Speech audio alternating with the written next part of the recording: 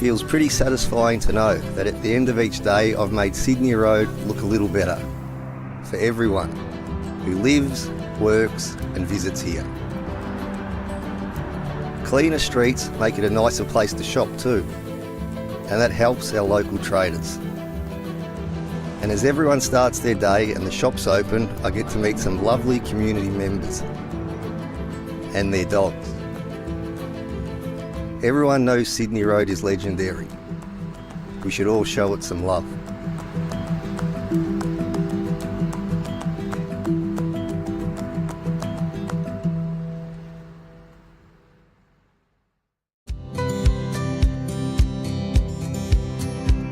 Wheel Sisters came about after some women in Fawkner approached us, wanting to learn to ride bikes and also find other women from their own community to ride with, including women who might ride in hijab or in abaya. One of the things that never gets old when you teach people to ride bikes is the sheer thrill they get when they realise they can do it. The really special thing about teaching both the women in Fawkner and the women here is just the cultural barriers that they face every day, and coming from a place where they never thought they'd ever be able to ride a bike. A lot of them do reflect that it's been their lifelong dream to ride a bike, but they never thought they'd be able to do it. So it's just that extra level of being able to gift that to somebody. I got really excited when I heard about this program.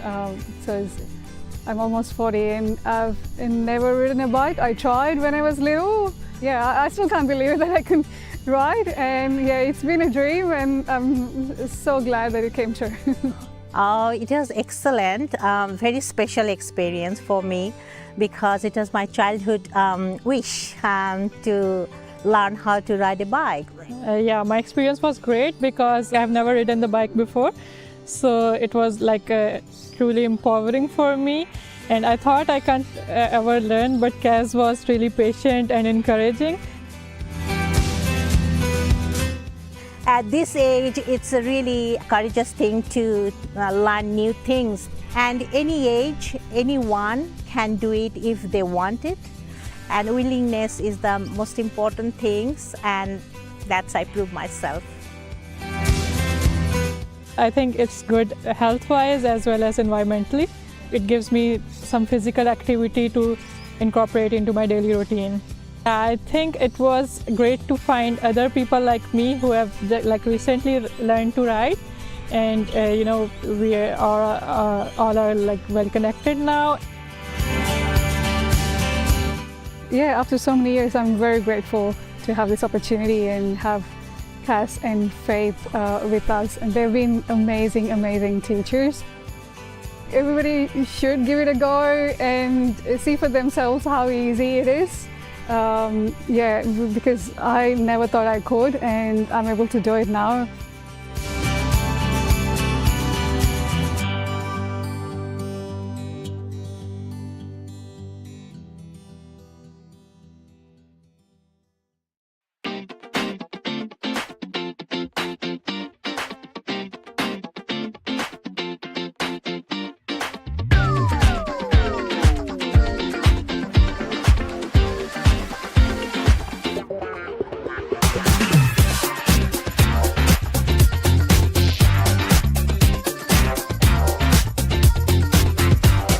The compost that we receive from Merri-bek Council that's made from the waste from our green bins, the food and organics waste, is a fantastic resource. A lot of carbon, a lot of organic matter that goes to building up the soil here, combined with the compost that we make ourselves. You know, a really brilliant resource for the garden, and it produces fantastic crops, as you can see behind me.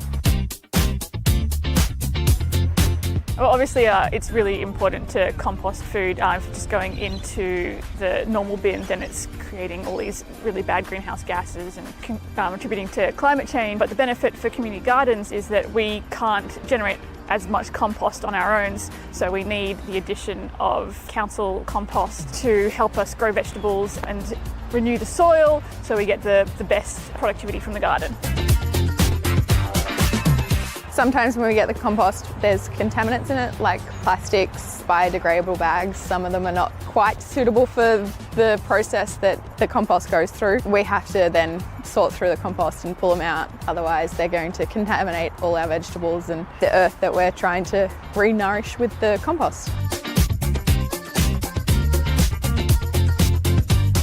Messages go around on Facebook saying, hey, there's zucchini or cucumbers in the basket at Pentridge and they're gone in, half an hour later. So we just like to share it with the community because that's what it's about.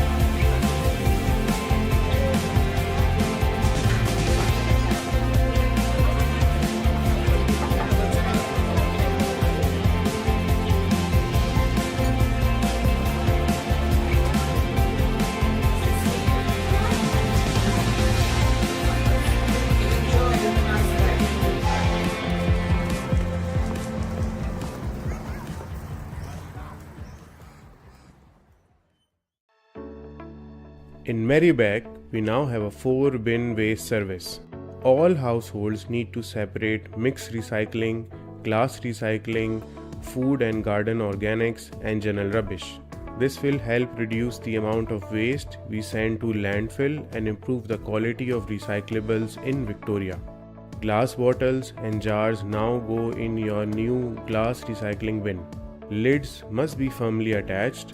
Loose lids go in your general rubbish bin. Steel tins, aluminium cans and foil, paper and cardboard, and plastic bottles and containers go in your mixed recycling bin. Food scraps and garden clippings go in your food and garden organics bin. You can use paper towels to wrap your food waste. Put your glass bottles and jars, food scraps and mixed recycling in the bin loose, not in bags. Plastic bags and other items that can't be reused or recycled go in your general rubbish bin. This includes kitty litter, animal droppings, old textiles and nappies. General rubbish should be bagged or wrapped. Update your recycling knowledge today. Learn what goes in each bin by visiting merri-bek.vic.gov.au/recycling-guide.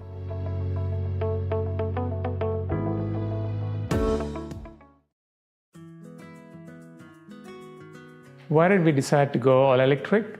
The primary motivation was obviously to reduce our carbon footprint as a family, especially with a young son, 8-year-old, who's attending primary school and learning all about climate change and how we can do our bit in reducing the impact. Since purchasing this house, we've installed solar panels, and we've also converted all our appliances cooktop into induction cooktop. Removing the gas cooktop, we've installed the split systems and also the hot water heat pump. At the moment, we export most of our electricity that we produce on a sunny day, which is not a bad thing because we do get paid for that exporting the electricity. What I would recommend others thinking of going on this journey of making their home all electric is to do it. But you can take it one step at a time, there's no rush, and there's a lot of information out there, and there's a lot of government rebates that you can access as well. There's Merri-bek City Council website, there's Renew, there's also My Efficient Electric Home Facebook page where you can consult and talk to people that are on this journey.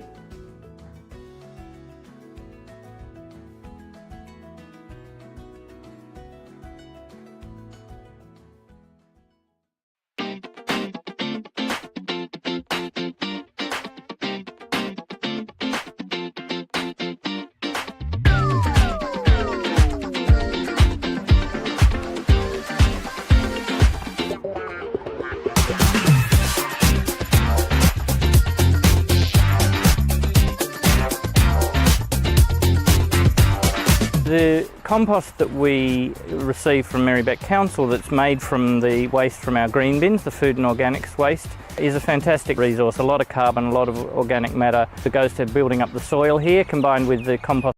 Good evening, councillors and members of the gallery, and to our viewers live streaming tonight's council meeting. My name is Councillor Helen Davidson. I'm the Mayor of Merri-bek City Council and the chairperson for tonight's meeting for planning and related matters. And it's my pleasure to welcome you tonight. We are meeting on the traditional lands of the Wurundjeri Wurrung people, and I wish to pay my respects to their elders past, present and emerging, as well as to all First Nations people who have contributed to the life of this city. This council meeting is being recorded and web streamed live to council's website and YouTube. This recording will also be available as video on demand. Attendees are advised that they will be recorded during the meeting. A reminder that as councillors, we will act in accordance with the Councillor Code of Conduct, which supports the principles of leadership and good governance that secures public confidence in the office of councillor. In the event of an emergency or disruption, we may be required to take action to ensure the safety of attendees. For members of the gallery and councillors attending in person, please follow the directions issued by council staff and security officers. Now I'd like to introduce the councillors in attendance tonight. We have the Deputy Mayor, Councillor Helen Politis. Good evening, everyone. Councillor Natalie Aboud. Councillor Liz Irvin. Good evening, everyone. Councillor Jay Iwasaki. Hello. Councillor Chris Miles. Hello. Councillor Alice Benson. Hello. Councillor Kat Theodosis. Evening. Councillor Oscar Yildiz. Good evening. And Councillor Adam Fulford, who has been given leave to attend online this evening. Hi, everyone. I also would like to introduce Mark Hughes, Acting Group Manager for City Development and members of the Urban Planning team. Now, councillors, I have one apology this evening from Councillor Sue Bolton. So I'll move on to disclosures. I'll move on to disclosures of conflicts of interest. Are there any conflicts of interest to disclose? Yes, I have one to declare in respect to item 5.2 on the agenda. I live in the neighbourhood. Thank you. So immediately before we consider that item, I'll ask you to provide the details again of the type and nature of that conflict, and then I'll ask you to leave the meeting when the item is moved and return after the item has been considered and voted on. Thank you, Councillor Politis. Councillors, could I please have a motion for the confirmation of the minutes for the Planning and Related Matters meeting held on the 26th of March? Councillor Oscar Yildiz, seconded by Councillor Theodosis. All those in favour? I declare that carried. Before we start the reports for consideration this evening, I'll outline how the council meeting will run.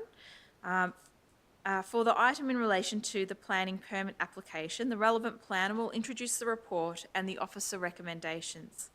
I will then give any objectors and supporters the opportunity to make their submission. After this time, the applicant will be given an opportunity to speak. If you are making a submission, please clearly state your name for the record. You're requested to present your viewpoints clearly and concisely on why you oppose or support the planning application. Please do not repeat what other speakers have said and keep the discussion focused on relevant issues and points not previously raised. If you oppose the planning application, please inform the meeting why you are opposing the application and suggest an alternative approach that would satisfy your concerns. Please use this opportunity to focus on your concerns rather than matters of detail in the officer report. There is also a time limit of 3 minutes for each speaker and the permit applicant, but as chairperson, I reserve the right to increase or decrease that time available to any speaker. So we have 2 reports this evening. The first report is City Development Activity Report March Quarter. Does any councillor wish to move this report? Councillor Jay Iwasaki to move. And do we have a seconder? Councillor Liz Irvin. Councillors, do you wish to speak to the report? No? Are there any further speakers to this report? No. If there's no further speakers, I'll put it to the vote. All those in favour? I declare that carried. Now, the planning permit application we have before us is 463 to 465 Victoria Street, Brunswick West, MPS 2024-486. Is there a conflict of interest to disclose? Yes, Mayor, I wish to declare my conflict of interest. I am a resident in the local neighbourhood and live almost directly across the road from the proposed development. Thank you, Councillor Politis. So I will ask you to leave the meeting room and return once the item has been voted on.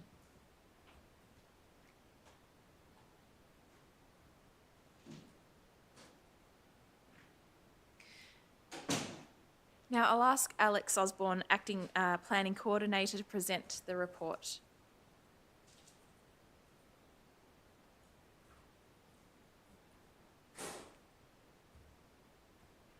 Thank you, Mayor. Good evening, councillors and gallery. Tonight we have a planning application at 463 to 465 Victoria Street in Brunswick West. The application's for the construction of 5 4-storey dwellings and a reduction of the statutory car parking requirement. The application's currently at decision stage. The site's on the northern side of Victoria Street, and this section of Victoria Street has a fairly mixed character with both commercial and residential uses operating side by side. More broadly to the north and south are residential areas comprising single dwellings and small townhouse developments. Melville Road to the west includes a range of commercial services, and there are numerous parks to the east, including Clifton Park. The site's made up of 2 allotments, both containing single-storey commercial buildings fronting Victoria Street. There is a laneway that abuts the site to the west and to the north. And opposite the laneway to the west is a 4-storey residential building that's nearing completion. The site's located in the mixed-use zone, where the planning scheme seeks a mixture of uses and residential housing at higher densities. The site is also within the Design and Development Overlay Schedule 24, which applies to Merri-bek's neighbourhood centres. This site is within the Melville Road, Albion Street and Victoria Street neighbourhood centre, where planning policy seeks development up to 13.5 metres and 4 storeys, and a preferred commercial frontage has been designated for this site.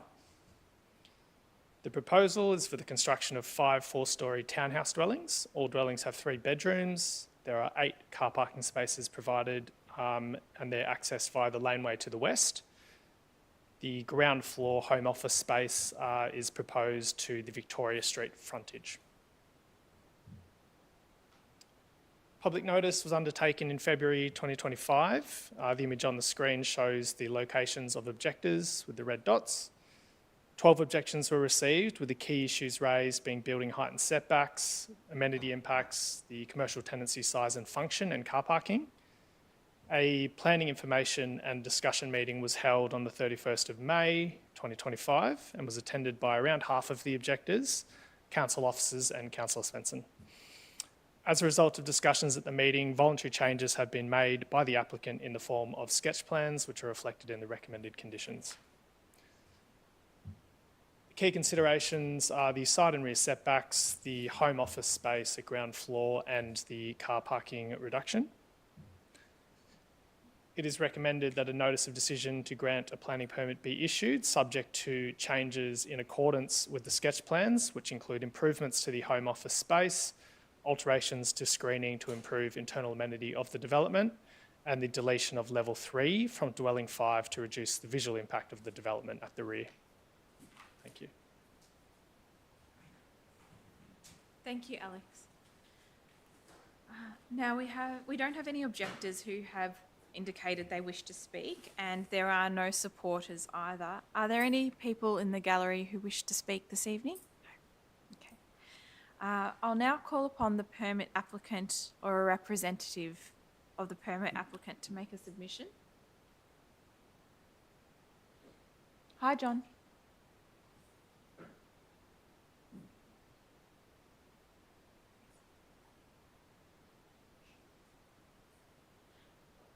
Hi, John, can you hear us? We can see you. Oh, right. Okay. Hi, John.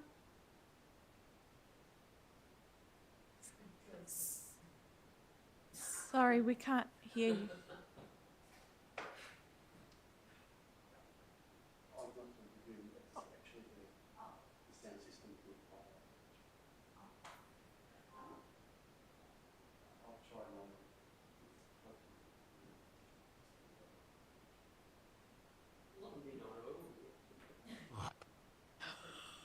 Is that better? Hi, we can hear you. That was difficult. I'm terribly sorry. No problem. I wasn't even sure I was in the meeting. Thank you for giving us this voice. Apologies that I couldn't be there in person. I'm not going to address you on the detail of the. Sorry. No, please go ahead. Okay. There seems to be some odd things happening. I'm not going to look at the detail. John, you might need to mute the live stream that you're listening to. I think you're probably hearing a bit of delayed feedback coming through the live stream. Right, that could be it. Okay, so this might be better. I'm not going to take you through the detail of the application because I think the officers report does that in reasonable rigour. We all know about Melbourne's housing crisis. In this instance, council's done the heavy lifting.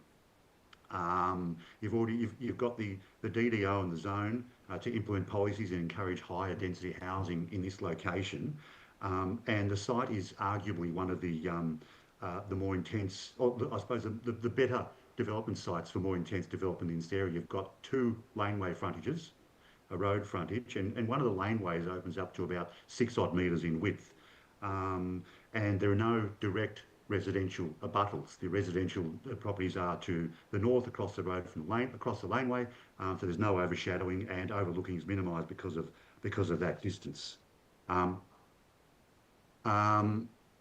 What we say is that we've got a high quality, attractive development. It has a high level of compliance with the planning scheme requirements and responds to the context. We've worked really hard with council right from the outset to get an appropriate development in terms of internal amenity and addressing external amenity. And then we went out to advertising, and following the notification period, we heard what residents had to say, and we prepared the draft plans to address, I suppose, what was the major concern, and that's the impact of the development to the properties at the rear. And so what we've done is removed the upper level of the rear dwelling entirely, which creates greater articulation, increased setbacks, and minimises or reduces any impact to the rear, and also, I suppose, sets the upper floor further back and lessens overlooking from that upper floor of dwelling 5. And these are draft plans. They haven't been formally amended. And they're the ones referred to in the officer's report. And we say, the owners indicated that we're happy to accept those plans as a condition on any approval to require those changes. We just want to move forward and start building as quickly as we can. I suppose they're the main issues. I understand why objectors might have an issue with the size of development along Victoria Street. And the reservations regarding the height and upper floor setbacks, but that's not necessarily an issue that you can deal with. You should deal with on a development by development basis if it complies with the planning scheme and the DDO. And we say we have we comply towards to the upper levels amply, and that reduces that amenity impact.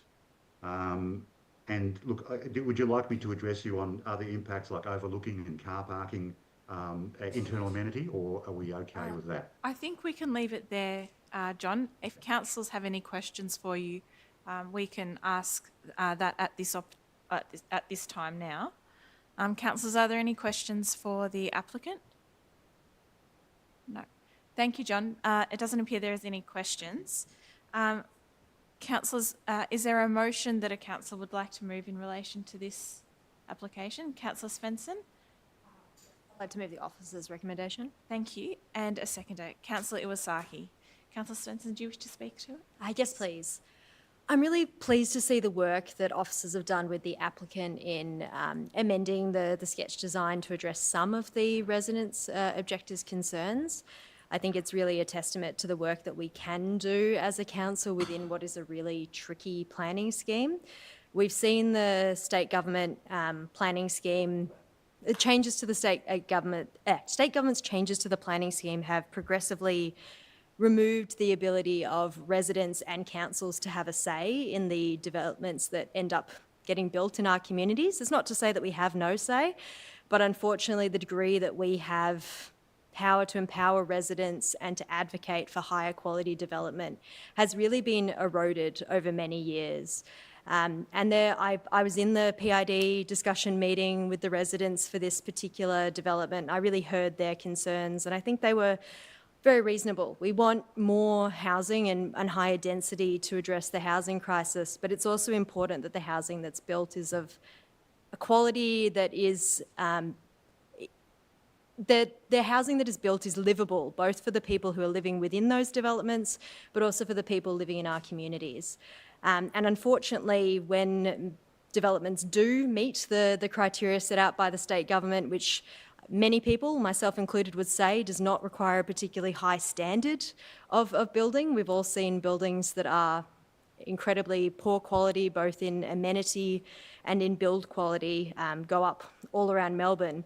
But unfortunately, when buildings do meet the standards set out by the state government, it really leaves us with very little ability to push back unless we have applicants who are willing to work with us. And it's great to see that the applicant in this case has been willing to voluntarily make some changes to address resident concerns, which is fantastic. But I know it hasn't addressed all of the concerns residents have, and often we don't have applicants who are so willing to work with our officers as well. So what I would say to any residents who have been affected by this development or are affected by other developments and share our frustration is to contact your state government representatives and let them know what you think about the changes to the planning scheme and how you think people should have more of a say in how their communities are developed. Thank you. Thanks very much, Councillor Svensson. Councillor Iwasaki. No, Councillor Abood.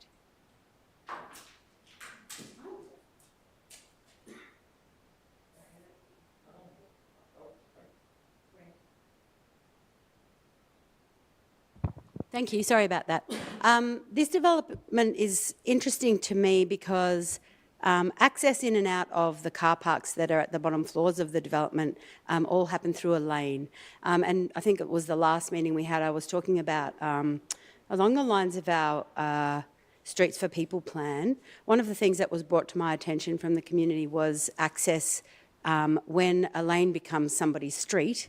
It sort of changes the nature of the way the lane needs to operate. So I think that for me personally, I just wanted to draw attention to the fact that now 2 developments are all accessing their homes via this lane. And as council, I think we need to be very, very nimble about the way that we perceive how laneways are starting to be reimagined as their access to developments and what that means for us in terms of the Streets for People work. So I just wanted to draw attention to that. Thank you, Councillor Abood. Are there any further speakers? If there's no further speakers, I'll put the planning permit application to the vote. All those in favour? I declare that carried. I'll now hand to Alex to outline the process from here. Thanks, Alex.